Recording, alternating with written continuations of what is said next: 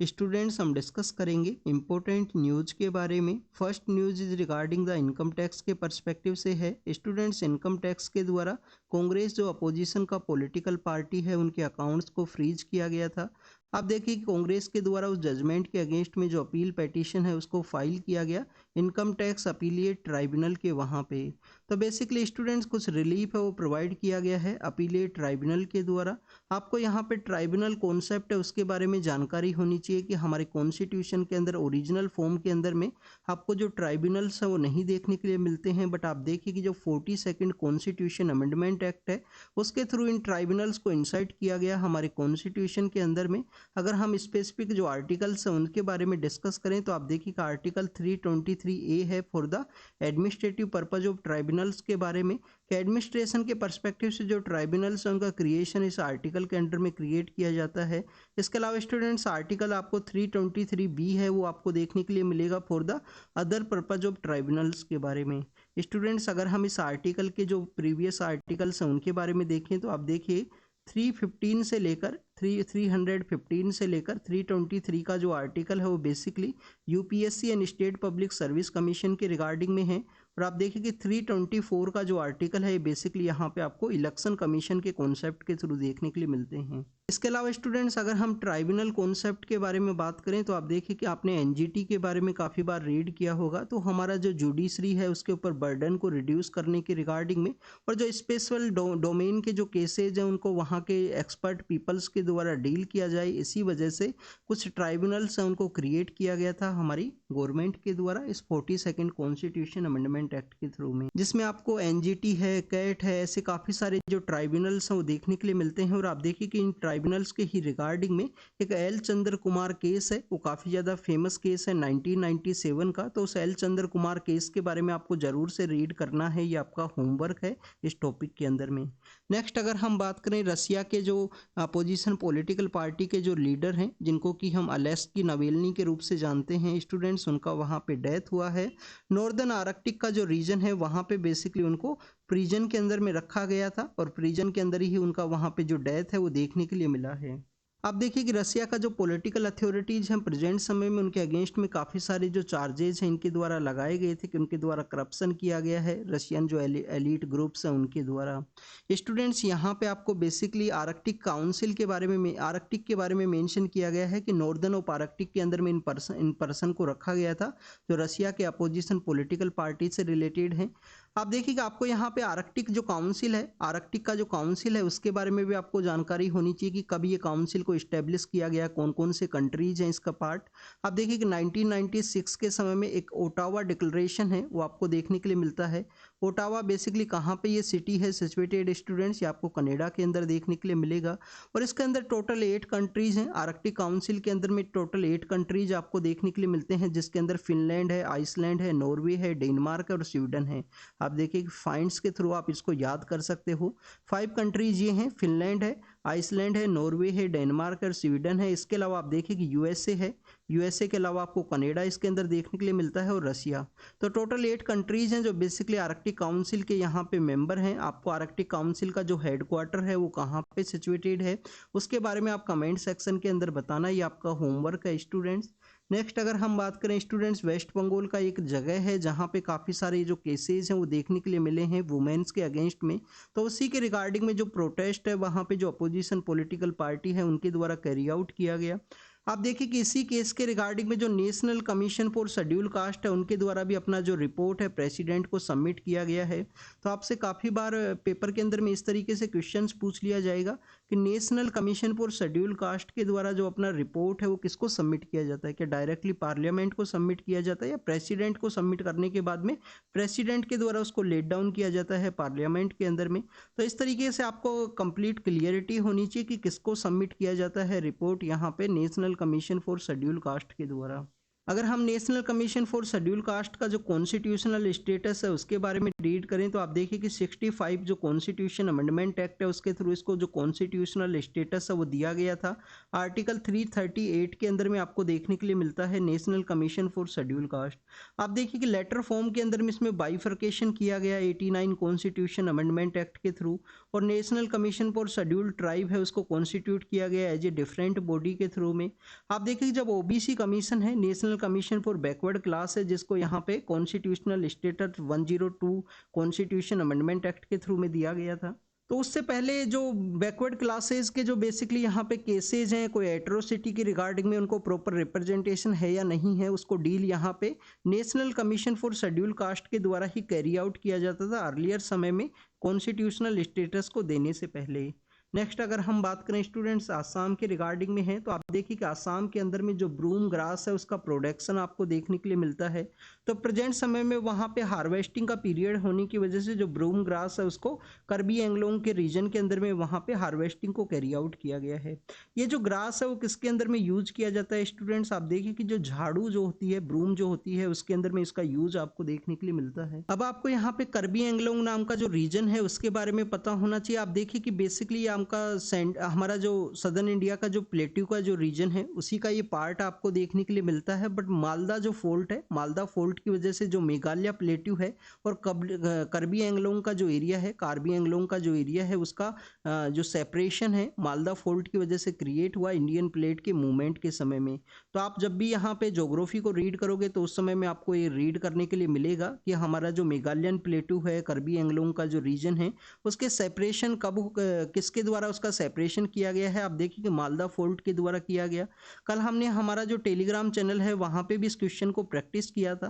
तो आप देखिए कि जो भी क्वेश्चंस आपको टेलीग्राम चैनल के ऊपर दिए जाते हैं उनको एक बार सर्च जरूर किया कीजिए। अगर आप प्रिपेयर कर रहे हो 2024 के रिगार्डिंग में 25 या 26 के लिए अगर आप अपियर होने वाले हो तो स्टूडेंट्स आप न्यूज़पेपर को काफ़ी डिटेल से रीड कीजिए, हर एक टॉपिक को यहाँ पे सर्च कीजिए और बेसिक जो सिलेबस है उसको एक बार कंप्लीट कीजिए। आप देखिए न्यूज़पेपर को अगर आप डिटेल के अंदर में यहाँ पे करोगे स्टूडेंट्स तो आपको काफ़ी कुछ जो हेल्प है वो मिलेगा हर एक सब्जेक्ट के रिगार्डिंग में। Next is about the motion of confidence के रिगार्डिंग में है। आप देखिए कि कोई नो कॉन्फिडेंस मोशन है उसको प्रपोज नहीं किया गया था दिल्ली का जो लेजिस्लेटिव असेंबली है वहाँ पे, बट वहाँ का जो पॉलिटिकल पार्टी जो पावर के अंदर में है उनके द्वारा अपना जो मेजोरिटी है, अपना जो फ्लोर ऑफ द हाउस के ऊपर जो कॉन्फिडेंस है उसको शो करने के पर्सपेक्टिव से मोशन ऑफ कॉन्फिडेंस है उसको बेसिकली प्रपोज किया गया असेंबली के अंदर में। प्रेजेंट समय में आप देखिए कि हमारे यहाँ पे काफ़ी सारे स्टेट्स के अंदर में ऐसा देखने के लिए मिलता है कि जो एमएलएज है उनका पोचिंग कर लिया जाता है दूसरी पॉलिटिकल पार्टीज के द्वारा। तो उसी के रिगार्डिंग में यहाँ पे जो पॉलिटिकल पार्टी पावर के अंदर में है दिल्ली लेजिस्लेटिव असेंबली के अंदर में, उनके द्वारा मोशन ऑफ कॉन्फिडेंस है उसको मूव किया गया है अपना जो कॉन्फिडेंस है उसको प्रूव करने के रिगार्डिंग में। यहाँ पे नो कॉन्फिडेंस मोशन के बारे में भी आपको पता होना चाहिए कि किसी भी काउंसिल ऑफ मिनिस्ट्री के अगेंस्ट में अगर नो कॉन्फिडेंस मोशन अगर पास होता है किसी भी लेजिस्लेटिव असेंबली या पार्लियामेंट के अंदर में, तो वहाँ पे कोलैप्स ऑफ द गवर्नमेंट है उसके पर्सपेक्टिव से उसको मान लिया जाता है, वहाँ पे काउंसिल ऑफ मिनिस्टर है उसको रिजाइन करना होता है उस समय में। Next is regarding the western Rajasthan का जो हनुमानगढ़ एंड गंगानगर का जो एरिया है उसके बारे में है। तो आप देखिए कि नौहर का एक रीजन है, नौहर एक प्लेस है बेसिकली राजस्थान की नॉर्दर्न पार्ट के अंदर में। तो वहाँ पे एक कैनाल का जो फीडर है उसके रिपेयर के बारे में डिस्कस किया गया है। एग्जाम के पर्पज से इतना इंपॉर्टेंट नहीं है, बट आप देखिए कि राजस्थान के अंदर में जो ईस्टर्न राजस्थान कैनाल प्रोजेक्ट है वो भी न्यूज़ के अंदर में था कि ईस्टर्न राजस्थान के अंदर में जो पार्वती रिवर है, काली सिंध का जो रिवर है और जो चंबल रिवर है उनका इंटरलिंकिंग किया जाएगा, जिससे कि ईस्टर्न राजस्थान के जो एरियाज हैं वहाँ पे इरिगेशन का जो प्रॉब्लम है उसको सोल्व किया जा सके, कैनाल इरिगेशन को प्रमोट किया जा सके। राजस्थान के अंदर में आपको ओनली जो नॉर्दर्न पार्ट है जो गंगानगर का एरिया है वहाँ पे आपको कैनाल इरिगेशन है वो देखने के लिए मिलता है, और मैक्सिमम पार्ट के अंदर में जो कैनाल इरिगेशन है वो नहीं है स्टूडेंट्स। इसी वजह से ईस्टर्न राजस्थान जो कैनाल प्रोजेक्ट है IRCP का जो प्रोजेक्ट है उसको यहाँ पे रिसेंटली एग्रीमेंट है वो साइन किया गया था राजस्थान के द्वारा और मध्य प्रदेश का जो गवर्नमेंट है उनके पर्सपेक्टिव से। क्योंकि आप देखें कि जो चंबल रिवर है वो कहाँ से ओरिजिनेट होती है, मऊ नाम का जो एरिया है वहाँ से वो ओरिजिनेट होती है चंबल रिवर। और चंबल रिवर कौन सा जो स्पीसीज है उसके लिए फेमस है, जो हमारा सोल्ट वाटर क्रोकोडाइल है उसके लिए फेमस है, मगर के परस्पेक्टिव से, तो उसके बारे में आप रीड जरूर से करना स्टूडेंट। तो यहाँ पे नोहर का जो फीडर है उसके रिगार्डिंग में रिपेयर के बारे में डिस्कस किया गया कि यहाँ पे जो गंगानगर है हनुमानगढ़ के अंदर में वाटर जो कैनाल इरिगेशन है उसको प्रमोट करने के रिगार्डिंग में आप देखिए कि बेसिकली यहाँ से जो पानी जो रिसीव किया जाता है पंजाब का जो फिरोजपुर का जो फीडर है उससे ये पानी है वो रिसीव करता है। तो बेसिकली पंजाब है, राजस्थान है, उसके एरिया के अंदर में कैनाल इरिगेशन को प्रमोट करने के परस्पेक्टिव से मिनिस्ट्री ऑफ जल शक्ति के द्वारा इसको यहाँ पे डिस्कस किया गया है। नेक्स्ट अगर हम बात करें स्टूडेंट्स, हमारी गवर्नमेंट के द्वारा यूरोपियन जो फ्री ट्रेड एग्रीमेंट के परस्पेक्टिव से यहाँ पे यूरोपियन जो फ्री ट्रेड एसोसिएशन है, फ्री ट्रेड का जो एसोसिएशन है उसके साथ में डिस्कशन को कैरी आउट किया गया। आप देखिए कि बेसिकली डिस्कशन काफ़ी फ्रूटफुल रहा है, बट वहाँ पे जो इंटेलेक्चुअल प्रॉपर्टी राइट है, इंटेलेक्चुअल प्रॉपर्टी राइट के रिगार्डिंग में एक बोन ऑफ कंटेंशन के रूप से आपको देखने के लिए मिलेगा। स्टूडेंट्स, इंटेलेक्चुअल प्रॉपर्टी राइट के थ्रू में यहाँ पे जो फार्मास्यूटिकल इंडस्ट्री है उसके रिगार्डिंग में बेसिकली जो नेगोशिएशंस है वो प्रेजेंट समय में डिस्कशन फॉर्म के अंदर में है। इंडिया के द्वारा जो वहाँ पे यूरोपियन जो कंट्रीज है जिनका एक डिमांड आपको देखने के लिए मिलता है, जिससे कि यहाँ पे डाटा एक्सक्लूसिविटी है उस प्रिंसिपल के थ्रू में आप देखें कि डाटा एक्सक्लूसिविटी का प्रिंसिपल ये है बेसिकली यहाँ पे अगर कोई न्यू ड्रग है उनके द्वारा इन्वेंट किया गया, न्यू ड्रग को इन्वेंट किया गया है तो किसी फिक्स टाइम के रिगार्डिंग में उस ड्रग को उन्हीं कंट्रीज के द्वारा यूज किया जाएगा, उन्हीं के द्वारा उसका जो मैन्युफैक्चरिंग है वो किया जाएगा एक लिमिटेड टाइम के लिए। आप देखिए उसके बाद में इंडिया के द्वारा उसका जो जेनरिक ड्रग है उसको यहाँ पे यूज किया जा सकता है, जेनरिक ड्रग का मैन्युफैक्चरिंग किया जा सकता है। तो ये हमारा जो ड्रग इंडस्ट्री है, जो इंडिजीनियस ड्रग इंडस्ट्री है, फार्मास्यूटिकल इंडस्ट्री है, उसको इफेक्ट करेगा, उसी के रिगार्डिंग में यहाँ पे डिस्कस किया गया है। हाँ स्टूडेंट्स, बेसिकली आप देखिए कि किसी भी न्यू ड्रग को इन्वेंट करना काफ़ी ज़्यादा एक डिफिकल्ट टास्क आपको देखने के लिए मिलता है। काफ़ी ईयर्स का जो हार्डवर्क है उसके बाद में न्यू ड्रग है उसको इन्वेंट किया जाता है। और इंडिया के द्वारा भी अपना इंडिजीनियस जो ड्रग इंडस्ट्री है उसको प्रमोट करने के पर्सपेक्टिव से काफ़ी सारे जो क्लिनिकल ट्रायल्स हैं उनको यहाँ पे कंडक्ट किया गया है, काफ़ी सारा जो इन्वेस्टमेंट है वो किया गया है इंडिया के द्वारा अपना जो ड्रग इंडस्ट्री है उसके पर्सपेक्टिव से ही। तो स्टूडेंट्स, फार्मास्यूटिकल बायोटेक्नोलॉजी कंपनीज है जिसके अंदर स्विट्जरलैंड एंड नॉर्वे के द्वारा बेसिकली इस तरीके का जो बोन ऑफ कंटेंशन है उसको रखा गया, ये न्यू ड्रग इंडस्ट्री के पर्सपेक्टिव से जो IPR राइट्स हैं उनके रिगार्डिंग में। नेक्स्ट अगर हम बात करें स्टूडेंट्स, इलेक्टोरल बॉन्ड स्कीम के बारे में डिस्कस किया गया है। आप देखिए कि इलेक्टोरल बॉन्ड स्कीम है जो गवर्नमेंट के द्वारा प्रपोज किया गया था 2019 के समय में एज ए फाइनेंस बिल के रूप से इसको प्रपोज किया गया था, जिसके अंदर राज्यसभा को बेसिकली जो पावर है वो काफ़ी कम है स्टूडेंट्स उस बिल के डिस्कशन के परस्पेक्टिव से। तो आप देखिए कि लोकसभा के थ्रू ही यहाँ पे अपना जो मेजोरिटी है उसके रिगार्डिंग में जो बिल है उसको पास करवाया गया था, जिसके अंदर में कुछ कंपनीज हैं जो ट्रांसपेरेंसी है उसका तो वायलेशन देखने के ही लिए मिला, उसका जो इन्फॉर्मेशन नहीं है किसके द्वारा फंडिंग किया गया है। बट आप देखिए कि कंपनीज का जो 7.5% का जो यहाँ पे कैप हुआ करता था कि उतना ही जो मनी है वो डोनेट किया जाता है, उस कैपिंग को भी रिमूव किया गया। इनकम टैक्स एक्ट के अंदर में चेंज किया गया, रिप्रेजेंटेशन ऑफ पीपल्स एक्ट के अंदर में चेंज किया गया, और आप देखिए कि कंप्लीटली जो ट्रांसपेरेंसी है वो नहीं देखने के लिए मिला, that is against the democracy के कंप्लीटली अगेंस्ट है। तो स्टूडेंट्स, यहाँ पे सुप्रीम कोर्ट के द्वारा इलेक्टोरल बॉन्ड स्कीम को कैंसिल किया गया है। आप देखिए कि हमने कॉरपोरेशन ऑर्गेनाइजेशंस के बारे में रीड किया कि कॉरपोरेट ऑर्गेनाइजेशंस का जो पहले एक लिमिटेशन हुआ करता था उसको चेंज किया गया इस इनकम इलेक्टोरल बॉन्ड स्कीम के थ्रू में। तो इसमें ऐसे कंसर्न्स को रेज किया गया है कि बेसिकली जो सेल कंपनीज है उसको ये प्रमोट करेगा, क्योंकि लॉस मेकिंग कंपनीज है उनके द्वारा भी जो प्रॉफिट, उनके द्वारा भी जो फंडिंग है वो कैरी आउट की जा सकती है पॉलिटिकल पार्टीज के रिगार्डिंग में। तो आप देखिए ये हो सकता है कि इसकी वजह से जो सेल कंपनीज है वो यहाँ पे क्रिएट हों, ऐसा इस तरीके के जो कंसर्न्स हैं उनको रेज किया गया था। तो आप देखिए कि यहाँ पे इलेक्टोरल बॉन्ड स्कीम है जिसको कम्प्लीटली जो ट्रांसपेरेंसी एक one of the important pillar है डेमोक्रेसी के सर्वाइवल के पर्सपेक्टिव से, या पॉलिटिकल पार्टीज के द्वारा जो डिसीजन लिया जाता है वो कॉमन पब्लिक को पता होना चाहिए। तो उसी के रिगार्डिंग में यहाँ पे इलेक्टोरल बॉन्ड स्कीम है उसको कैंसिल किया गया है सुप्रीम कोर्ट के द्वारा। नेक्स्ट अगर हम बात करें स्टूडेंट्स, फेमा के पर्सपेक्टिव से है। आप देखिए कि फॉरेन एक्सचेंज मैनेजमेंट एक्ट है जिसको कौन सा मिनिस्ट्री के द्वारा डील किया जाता है, इसके बारे में आप जरूर से रीड करना स्टूडेंट्स। मिनिस्ट्री ऑफ फाइनेंस के द्वारा इसको डील किया जाता है, और मिनिस्ट्री ऑफ फाइनेंस के अंडर ही आपको एनफोर्समेंट डायरेक्टरेट है वो देखने के लिए मिलती है। आप देखिए कि एनफोर्समेंट डायरेक्टरेट के द्वारा जो पेटीएम के ऊपर कुछ यहाँ पे जो पेटीएम के ऊपर कुछ रेस्ट्रिक्शंस लगाए गए थे, उनको न्यू अकाउंट्स वो नहीं ओपन कर सकते हैं और कुछ एक लिमिटेड टाइम है वो दिया गया था आरबीआई के द्वारा। तो उन्हीं को बेसिकली वायलेशंस को यहाँ पे चेक किया गया है एनफोर्समेंट डायरेक्टरेट के द्वारा कि ईडी के पर्सपेक्टिव से कि कोई भी यहाँ पे जो फेमा का जो वायलेशन है वो नहीं देखने के लिए मिला है पेटीएम के पर्सपेक्टिव से ही। पेटीएम के रिगार्डिंग में अगर हम बात करें नो यूर कस्टमर जो केवाईसी है वो कॉन्सेप्ट बेसिकली नहीं देखने के लिए मिला था काफ़ी सारे केसेस के अंदर में। आरबीआई की जो गाइडलाइंस है उनको फॉलो नहीं किया गया था पेटीएम के द्वारा। अब यहाँ पे कुछ टाइमलाइन है उसको भी एक्सटेंड किया गया है आरबीआई के द्वारा पेटीएम के जो डिस्प्यूटेड जो मनी का जो ट्रांजेक्शन्स हैं उनके रिगार्डिंग में डिस्कशन के पर्सपेक्टिव से ही। यहाँ पे सुप्रीम कोर्ट के अंदर पिटीशन फाइल की गई है नेशनल जो कांग्रेस पार्टी है एनसीपी जो महाराष्ट्र के अंदर में जिनका आपको बेस है वो देखने के लिए मिलता है। आप देखिए कि इसके अंदर 2 फैक्शंस क्रिएट हुए थे। एक फैक्शन को जो इलेक्शन सिंबल्स है वो अलोकेट किए गए, उसी के रिगार्डिंग में सुप्रीम कोर्ट के अंदर जो पिटीशन है वो फाइल की गई है एनसीपी नाम का जो पॉलिटिकल पार्टी हुआ करते थे उसके जो एक्स हेड हैं उनके द्वारा। नेक्स्ट अगर हम बात करें स्टूडेंट्स यहाँ पे इलेक्शन से पहले बेसिकली आप देखिए कि प्रधानमंत्री गरीब कल्याण योजना है उसके थ्रू जो राशन है जिसका सप्लाई किया जाएगा उसमें पीएम सर का जो फोटो है उसका यूज किया जाएगा। ये हमारा जो फूड कॉरपोरेशन ऑफ इंडिया है उसका प्लान है। स्टूडेंट्स आपको यहाँ पे फूड कॉरपोरेशन ऑफ इंडिया के रिगार्डिंग में जो शांता कुमार कमेटी है जो शांता कुमार कमेटी है उसके बारे में आप जरूर से रीड करना कि शांता कुमार कमेटी वैसे तो एग्रीकल्चर सेक्टर के रिगार्डिंग में है बट वो एफसीआई के रिफॉर्म्स के पर्सपेक्टिव से भी है। तो शांता कुमार कमेटी किसके पर्सपेक्टिव से है? FCI food corporation of India के रिफॉर्म्स के रिगार्डिंग में। यहाँ पे पीएम जो गरीब कल्याण योजना है पीएम जो गरीब कल्याण योजना है जिसके अंदर में आपको 80 करोड़ के आसपास जो बेनिफिशरीज हैं 81.35 के आसपास जो बेनिफिशरीज है वो आपको यहाँ पे देखने के लिए मिलते हैं इस योजना के अंदर में। तो आप देखें कि उनको जो फूड ग्रेन्स है वो सप्लाई के पर्सपेक्टिव से कुछ पैक करने वाले जो बैग्स हैं उनका जो टेंडर है वो निकाला गया है फूड कॉरपोरेशन ऑफ इंडिया के द्वारा। पीएम का फोटो है वो यहाँ पे यूज किया जाएगा जो राशन सप्लाई होगा।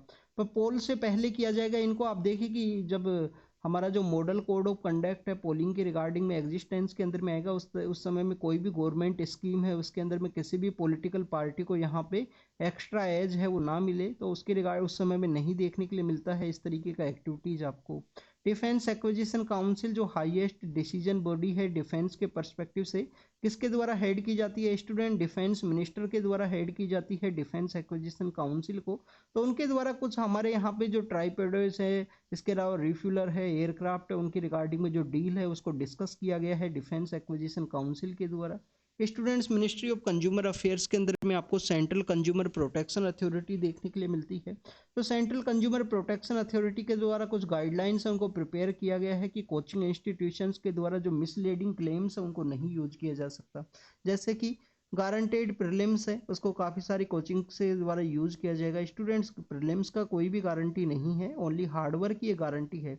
आप पढ़ाई करोगे तो आपका जो एग्जाम है वो निकलेगा, नहीं करोगे तो नहीं निकलेगा। दैट्स क्लियर है। इसके अंदर में आपको हार्ड वर्क है प्रैक्टिस है वो कैरी आउट करना होगा। तो ऐसे काफ़ी सारे जो मिसलीडिंग क्लेम्स हैं कि आप सिलेक्शन का अपना गारंटी अपना सिलेक्शन आप पाइए सिलेक्शन यहीं से होगा, इस तरीके के जो मिसलीडिंग क्लेम्स है वो कोचिंग इंस्टीट्यूशंस के द्वारा नहीं यूज किए जा सकते हैं। सेंट्रल कंज्यूमर प्रोटेक्शन अथॉरिटी के द्वारा इन गाइडलाइंस को यहाँ पे प्रिपेयर किया गया है। चाहबार पोर्ट जो ईरान के अंदर में सिचुएटेड है इंडिया को बेसिकली यूज के लिए अलाउ किया गया था। और आप देखिएगा अफगानिस्तान के पर्सपेक्टिव से इंडिया ने इस पोर्ट को वहाँ पे डेवलप किया गया था कि अफगानिस्तान को बेसिकली इंडिया के द्वारा जो ह्यूमैनिटेरियन एड है वो सप्लाई किया जाता है। स्टूडेंट जो ग्वादर पोर्ट है जो चाइना पाकिस्तान इकोनॉमिक कॉरिडोर के अंडर में आता है और पाकिस्तान के अंदर में सिचुएटेड है इसी रीजन के अंदर में। तो जो चाहबार पोर्ट और ग्वादर पोर्ट का जो डिस्टेंस है वो ज़्यादा आपको नहीं देखने के लिए मिलेगा। कुछ दिन पहले हमने जब ईरान के द्वारा बलूचिस्तान के अंदर में जो अटैक किया गया था पाकिस्तान के समय में उस समय भी हमने रीड किया था क्योंकि आप देखें कि यहाँ पे ईरान का जो सिस्तान बलूचिस्तान है यहाँ पे चाहबार पोर्ट सिचुएटेड है, यहाँ पे जो ग्वादर पोर्ट है वो सिचुएटेड है। तो बेसिकली आसपास ही वो सिचुएटेड है। इंडिया के द्वारा से सेंट्रल एशिया के जो कंट्रीज हैं उनको कहा गया है कि आप चाहबार पोर्ट को यूज़ कीजिए अपने यहाँ पे ट्रेड के पर्सपेक्टिव से। नेक्स्ट अगर हम बात करें स्टूडेंट्स वर्ल्ड के रिगार्डिंग में है, आप देखिए रेड सी के अंदर में यूएस के द्वारा कुछ जो होती रिबेलियंस हैं उनके अगेंस्ट में जो सैंक्शंस लगाए गए थे उसका जो इफेक्ट है वो देखने के लिए मिला है। रेड सी के अंदर में होती रिबेलियंस के द्वारा जो अटैक है उसको कैरी आउट किया गया था जब से इजराइल और हमास का जो कन्फ्लिक्ट है वो एक्सटेंड हुआ है उसके बाद से। नवंबर, दिसंबर और जनवरी के समय में आप देखिए कि इंडियन नेवी के द्वारा भी काफ़ी सारी जो शिप्स हैं उनको रेस्क्यू किया गया था। उस एरिया के अंदर में काफ़ी सारी शिप्स जो इंडिया के लिए आने वाले थे उनके ऊपर अटैक है वो देखने के लिए मिला था रेड सी और गल्फ ऑफ आदेन के एरिया के अंदर में। स्टूडेंट्स वहाँ पे आपको जो स्ट्रेट है, स्ट्रेट का नाम आपको पता होना चाहिए। बेबल मंदाब का स्ट्रेट है जो बेसिकली रेड सी को यहाँ पे जो गल्फ ऑफ आदेन है उसके साथ में कनेक्ट करता है। स्टूडेंट, चाइना और तिब्बत का जो डिस्प्यूट बिल है उसको यूएस हाउस ऑफ रिप्रेजेंटेटिव्स के अंदर में बेसिकली पास कर लिया गया है। आप देखिए कि तिब्बत के रिगार्डिंग में है। तिब्बतियन जो कम्युनिटी के जो लोग हैं जिनको हम दलाई लामा के रूप से जानते हैं, हाईएस्ट स्पिरिचुअल गुरु हैं। आप देखिए कि इंडिया के लिए माइग्रेट किए थे। धर्मशाला के अंदर में इनका जो कॉलोनी है, वो जो एरिया है वो आपको देखने के लिए मिलता है। एक आपको कर्नाटक के अंदर भी एक रीजन है जहाँ पे तिब्बतियन कम्युनिटी का जो पॉपुलेशन है वो काफ़ी ज़्यादा पाया जाता है, उसके बारे में भी आपको पता होना चाहिए। आप देखिए कि हमने उसको रीड भी किया था कि बराक ओबामा हो सकता है वहाँ पे विजिट करें और दलाई लामा है वो वहाँ पे जाएंगे। दलाई लामा बेसिकली पोस्ट का नाम है, जैसे कि हमको उस हिंदुइज्म के अंदर में जो सनातन धर्म है उसके अंदर में शंकराचार्य आपको देखने के लिए मिलता है। ओरिजिनल नेम डिफरेंट होगा, बट आप देखिए कि शंकराचार्य जो पोस्ट के ऊपर जो पर्सन्स रहेंगे उनको शंकराचार्य के रूप से ही जाना जाता है। तो ऐसे ही दलाई लामा जो पोस्ट है, इनका जो ओरिजिनल नेम है वो डिफरेंट है। तो धर्मशाला जो हिमाचल प्रदेश के अंदर सिचुएटेड है, वहाँ पे इनका जो एरिया है वो डोनेट किया गया है इंडिया के द्वारा। बेसिकली वहाँ पे इनका जो पॉपुलेशन है वो देखने के लिए मिलता है। काफ़ी सारी ऐसी कम्युनिटीज़ हैं जब भी उनके ऊपर कोई क्राइसिस क्रिएट होता है वो इंडिया के अंदर में पाई जाती हैं। आप देखिए कि एंशेंट समय से ही काफ़ी सारी ऐसी कम्युनिटीज़ हैं जिनको इंडिया के द्वारा जो शरण है वो दिया गया है एंशेंट समय से ही। अगर हम बात करते हैं ज्यूस के बारे में, तो आप देखिए कि ज्यूस के ऊपर जब अटैक देखने के लिए मिला था यूरोप के रीजन के अंदर में, तो उस समय में ज्यूस का भी काफ़ी सारा जो पॉपुलेशन है वो इंडिया के अंदर मिला था। नेक्स्ट इज अराउंड ग्रीस के बारे में है। ग्रीस के अंदर में आप देखिए कि सेम सेक्स मैरिज है उसके रिगार्डिंग में जो बिल है उसको प्रपोज कर दिया गया, चर्च के द्वारा इसको कंटिन्यूस अपोज किया गया था। तो ग्रीस के द्वारा जो सेम सेक्स मैरिज है उसको लीगलाइज किया गया है। यूक्रेन और बेसिकली जर्मनी के बीच में एक सिक्योरिटी एग्रीमेंट है वो साइन हुआ है। तो आप देखिए कि ये सिक्योरिटी एग्रीमेंट के पर्सपेक्टिव से है, काफ़ी सारे कंट्रीज के द्वारा एग्रीमेंट साइन किया गया है यूक्रेन के पर्सपेक्टिव से। और यूक्रेन और रसिया का जो क्राइसिस है लास्ट 2 ईयर से कंटिन्यूस है स्टूडेंट्स। नेक्स्ट अगर हम बात करें इजराइल के स्ट्राइक के बारे में है, आप देखिए कि यहाँ पे इजराइल के द्वारा जो गाजा का जो हॉस्पिटल है उसके अंदर कुछ लोगों का डेथ हुआ। इजराइल के द्वारा जो साउथ लेबनान है वहाँ पे भी स्ट्राइक को कैरी आउट किया गया। लटीनी रिवर वहाँ पे सिचुएटेड है।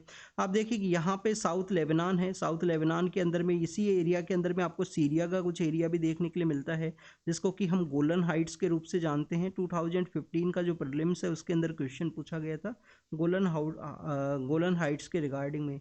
यूके के जो कंजर्वेटिव हैं उनको डबल इलेक्शन जो डिफीट है उससे सफ़र हुए हैं, तो ये बेसिकली एग्जाम के पर्पज से इम्पोर्टेंट नहीं है।